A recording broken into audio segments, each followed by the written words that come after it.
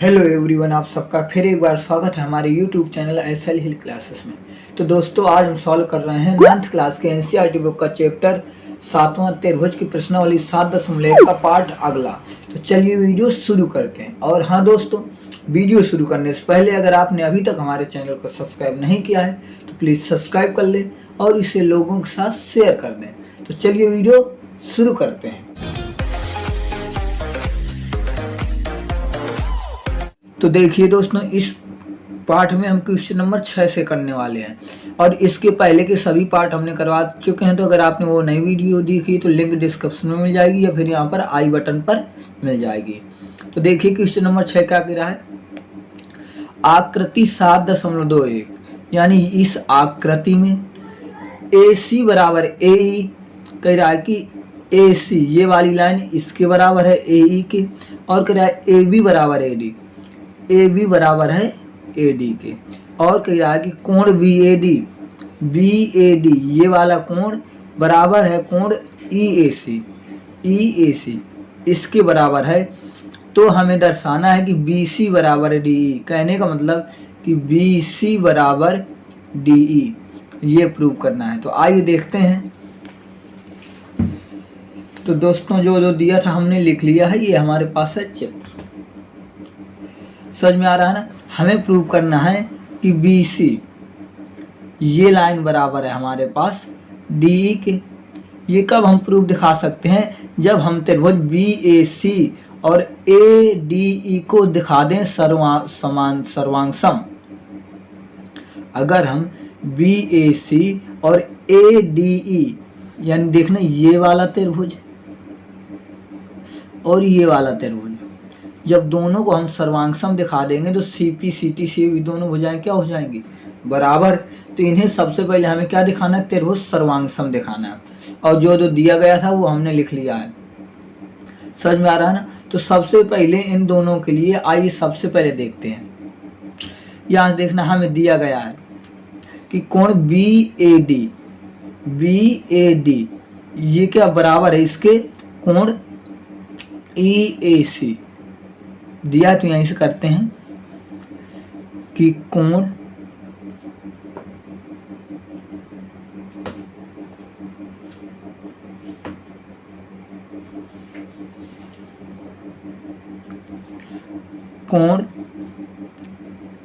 BAD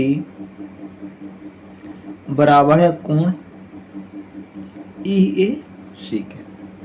समझ में आ रहा है ना। ये दोनों बराबर हैं, तो हमने क्या किया, इसके दोनों पक्षों में हम इतना पार्ट को जोड़ देंगे, यानी DAC। ध्यान देना, ये दोनों बराबर हैं तो दोनों में हम क्या करेंगे, ये वाला पार्ट दोनों पक्षों में हम ऐड कर रहे हैं। समझ में आ रहा है ना।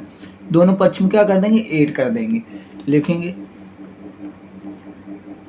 दोनों पक्षों में कोण DAC को जोड़ने पर। समझ में आ रहा है। हम क्यों जोड़ रहे हैं, क्योंकि जब हम ये वाला त्रिभुज लेंगे तो ये पूरा एंगल आएगा। तो पूरा एंगल कब मिलेगा, जब हम ये जोड़ देंगे।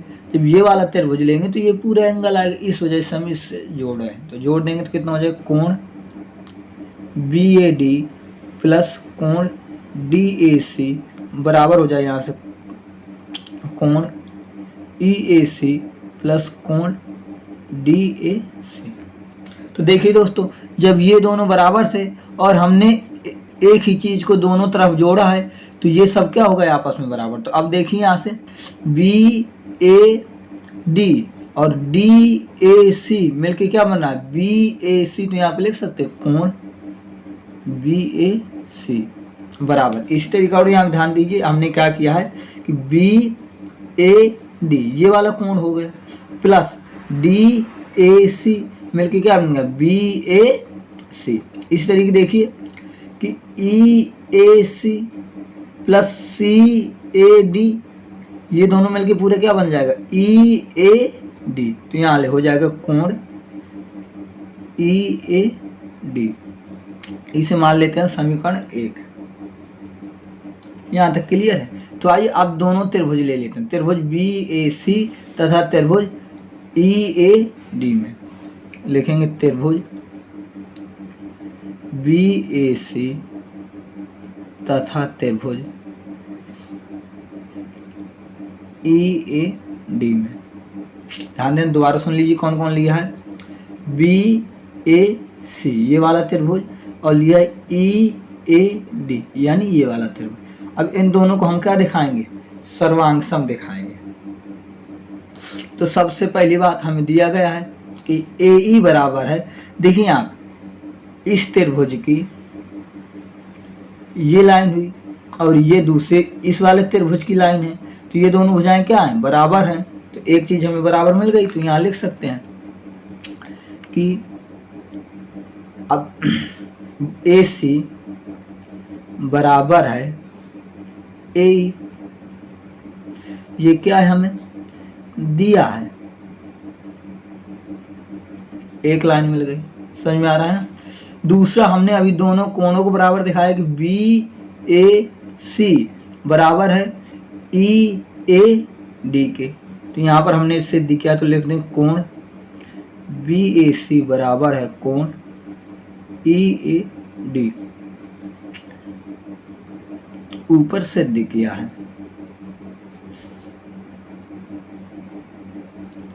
दो चीजें मिल गई और तीसरी चीज भी हमें दी गई है कि AB बराबर है AD, कहने का मतलब AB इस त्रिभुज की लाइन हो गई और AD इस त्रिभुज की लाइन हो गई, तो यहाँ लिख सकते हैं AB बराबर AD, ये भी हमें क्या है दिया है। तो देखिए दोस्तों तीनों चीजें मिल गई कि नहीं मिल गई। SAS तो यहाँ लिख सकते हैं SAS सर्वांग समता की कसौटी से दोनों त्रिभुज क्या होंगे, ये सर्वांग सम, तो लिख सकते हैं त्रिभुज BAC सर्वांग सम है त्रिभुज EAD। चूंकि ये सर्वांग सम है, तब जानते हैं CPCT रूल होता है कि सर्वांग सम त्रिभुज की सभी संगत भुजाएं और संगत कोण आपस में क्या होते हैं बराबर। तो इसी वजह से ये लाइन क्या हो जाएगी BC बराबर DE, तो हो जाएगा इसलिए BC बराबर DE किस नियम से, तो लिख सकते हैं CPCT नियम से। इस नियम का मतलब होता है corresponding part of congruent triangle, यानी कि सर्वांग सम त्रिभुज की सभी संगत भुजाएं और संगत कोण आपस में बराबर होते हैं। इसी वजह से अगर ये सर्वांग सम है तो इनकी ये भुजाएं भी बराबर होंगी, और हमें यही प्रूव करना था और ये हमारा आ गया आंसर। हेंस आई होप आपको समझ में आया होगा। तो आइए अब देखते हैं अगला क्वेश्चन।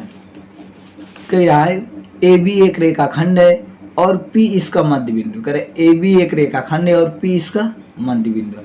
D और E रेखाखंड AB को एक ही ओर स्थित दो बिंदु इस प्रकार हैं कि BAD बराबर है ABE और EPA बराबर है DPB। तो देखिए आकृति ये जो बनी हुई है, तो हमें दर्शाना है कि त्रिभुज DAP सर्वांग सम है EBP के, और दूसरे नंबर में प्रूव करना है AD बराबर है BE के। तो आइए इसे भी करते हैं बहुत आसान तरीके से। ये देखिए, इसमें हम दो चीजें प्रूव कर ली। नंबर एक कि DAP ये वाला जो त्रिभुज है पूरा, ये सर्वांग सम है EBP इस वाले त्रिभुज के। समझ में आ रहा है ना। इन दोनों को सर्वांग सम दिखाना, तो इस पूरे त्रिभुज में भी क्या होता है, ये पूरा एंगल आ रहा है और इस त्रिभुज में ये पूरा एंगल आ रहा है। तो सबसे पहले क्या करें, जैसे अगले सवाल में किया है कि यहाँ पर इतना अपने आप जोड़ दिया, तो इसमें भी यही करेंगे सबसे पहले। तो ये हमें दिया गया है, वहीं से यूज करते हैं। हमें दिया गया है कि EPA बराबर है DPB के, तो यहीं से लेते हैं। नाउ हमें दिया है, वही का यूज करते हैं। सबसे पहले हमें दिया है कि कोण EPA बराबर है कोण डी पी बी, यानी ये दोनों कोण क्या हैं, बराबर है। जब ये दो बराबर हैं तो दोनों पक्ष में हम क्या कर रहे हैं, ई पी डी को जोड़ दे रहे हैं। दोनों पक्षों में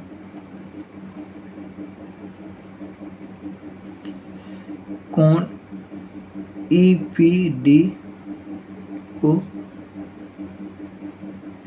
जोड़ दोगे तो हो जाएगा कोण ई पी ए प्लस कोण ई पी डी बराबर कोण डी पी बी प्लस कोण ई पी डी। अब ध्यान देने यहाँ से, E P A plus E P D, ये दोनों मिलकर लिख सकते हैं डी पी ए, तो यहाँ हो जाएगा कोण डी पी ए। इसी तरीके E P D plus D P B मिलकर ये पूरे एक साथ बन गए, तो लिख सकते हैं कोण ई पी बी, तो यहाँ लिख सकते हैं कोण ई पी बी। इसे मान लेते हैं समीकरण 1। तो आइए, जो अब हमें सर्वांगसम दिखाना है तो वही ले लेते हैं। तो लिखेंगे त्रिभुज डी ए पी तथा त्रिभुज ई बी पी में, यहाँ तक ध्यान दीजिएगा। तो सबसे पहले अब यहाँ पर हमें प्रूव करने के लिए दिखाना है, यानी इन दोनों को हमें सर्वांगसम दिखाना है। तो सर्वांगसम के लिए हमें क्या चाहिए, दो चीज़ें चाहिए, समझ में आ रहा है ना। तो दो चीज़ें भी मिल जाएंगी तो हमारा त्रिभुज क्या हो जाएगा, सर्वांगसम प्रूफ हो जाएगा, क्योंकि एक चीज़ अपने आप प्रूफ बराबर हो जाती है। तो आइए देखते हैं, और इसमें हमें कहा गया बी ए डी बराबर है ई ए पी के, ई बी ए के, यानी ये दोनों एंगल भी क्या है हमारे पास आपस में बराबर हैं। तो सबसे पहले यहीं से लिखते हैं कोण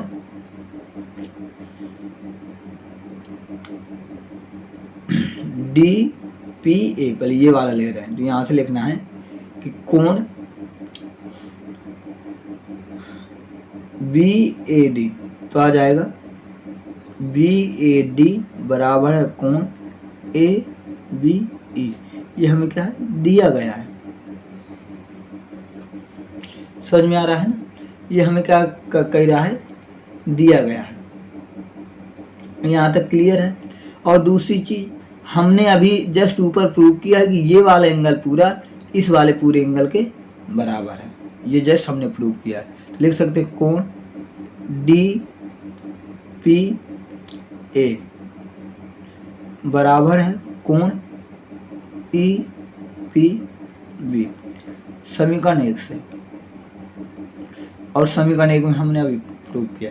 और यहाँ पे देखिए इस त्रिभुज में, समझ में आ रहा है ना, हम यहाँ पे देखिए ये वाले त्रिभुज में और ये वाले त्रिभुज में, चूंकि पी क्या है, मध्य बिंदु है, तो इसका मतलब ये भुजा, यहाँ पर ध्यान दीजिएगा, पी क्या है, मध्य बिंदु है, तो यानी ये भुजा बराबर होगी इसके, मध्य बिंदु है ना, क्योंकि ए बी का, इस वजह से लिख सकते हैं ए पी बराबर है पी बी, चूंकि लिख सकते हैं पी मध्य बिंदु है ए बी का। तो हमें क्या मिल गया, ए एस, तो क्या हो जाएगा ए एस सर्वांग समता की कसौटी से दोनों त्रिभुज क्या हो जाएंगे, सर्वांग सम, लिख सकते हैं डी पी ए सर्वांगसमय त्रिभुज ई बी पी। यही फर्स्ट पार्ट में हमें प्रूव करना था। तो पहला पार्ट हमारे क्या हो गया, प्रूफ हो गया। और अब हम दूसरे पार्ट में बताना है कि ए डी बराबर है बी ई के। तो हम जानते हैं, इसलिए ए डी बराबर हो जाएगा बी ई, क्यों, एक रूल होता है C P C T, corresponding part of corresponding triangle, कहने को कॉन्ग्रेंट ट्रायंगल। तो कहने का मतलब कि किसी सर्वांगसम त्रिभुज की अगर कोई दो त्रिभुज सर्वांगसम है तो उनकी संगत भुजाएं आपस में बराबर होती हैं। क्योंकि ये दोनों त्रिभुज हमने सर्वांगसम दिखा दी हैं, इस वजह से इनकी संगत भुजाएं भी क्या होंगी, बराबर होंगी। इसी वजह से हमारा सेकंड पार्ट भी क्या हो गया, प्रूव। तो हमने ये फर्स्ट पार्ट प्रूव कर दिया, ये सेकंड पार्ट। कितना इजी सवाल था, आई होप आपको समझ में आया होगा। तो बस आज की वीडियो पे इतना ही रहेगा। अगर आपको वीडियो पसंद आई है तो वीडियो को लाइक करें, शेयर करें और अपने दोस्तों के साथ से ज़रूर साझा करें। और अगर आपने अभी कमेंट नहीं किया है तो प्लीज़ कमेंट करके हमें बताएं। और अगर आपने अभी तक हमारे चैनल को सब्सक्राइब नहीं किया तो प्लीज़ सब्सक्राइब कर लें। आपको पूरा वीडियो देखने के लिए बहुत बहुत धन्यवाद।